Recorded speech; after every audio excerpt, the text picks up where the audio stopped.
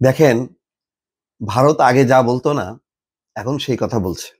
আগে ভারত বাংলাদেশের শাসকদের ভাষায় কথা বলতো।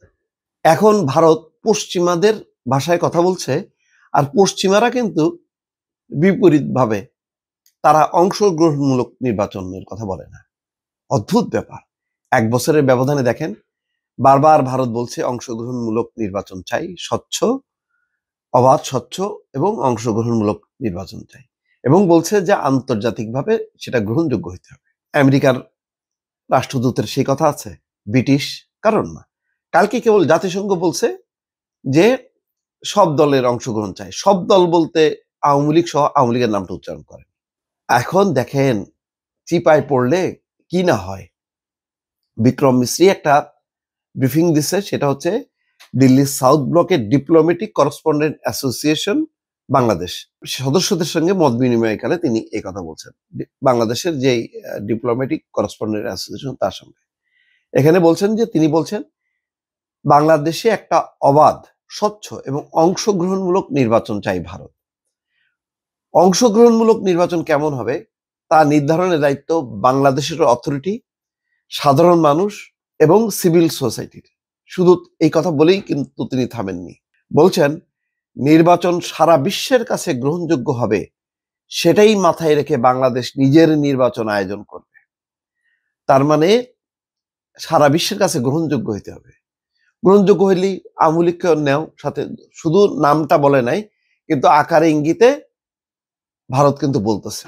এখন আমি জানি না জাতিসংঘের গতকালকের কথার সাথে যেটা বিএনপির সাথে মিটিং হয়েছে তার সাথে এটার কোনো মিল আছে কিনা, কিন্তু একটা কথা বলছে, বাংলাদেশের নির্বাচন যেই ক্ষমতা আসুক তার সঙ্গেই কাজ করবে দিল্লি।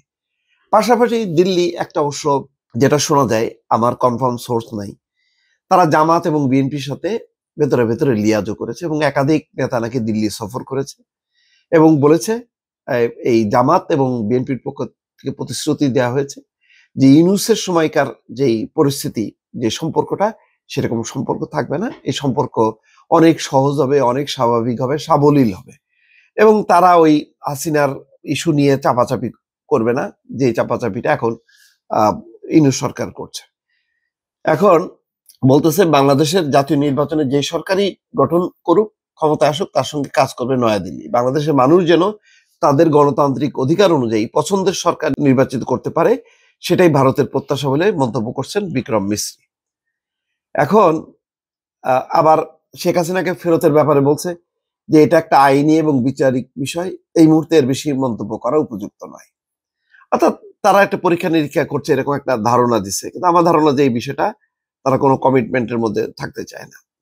পররাষ্ট্র সচিব বলছেন বর্তমান সরকার নির্বাচিত না হলেও ভারত শুরু থেকে এই সরকারের সঙ্গে কাজ করছে। ইতিমধ্যে নরেন্দ্র মোদী ইতিমধ্যে প্রফেসর মোহাম্মদ ইউনূসকে অভিনন্দন জানিয়েছেন। এগুলো হলো আবার খুবই ভাষা ভাষা টাইপের, এগুলির কোনো অর্থ নেই। অর্থ হলো ওইটাই, ওই যে অংশগ্রহণমূলক নির্বাচন, ওইটার ব্যাখ্যা কি, আর আন্তর্জাতিকভাবে গ্রহণযোগ্য হইতে হবে, এটার ব্যাখ্যাটা কি, এটা কি আওয়ামী লীগকে মিন করছে কিনা, এটা খোলাসা করা দরকার।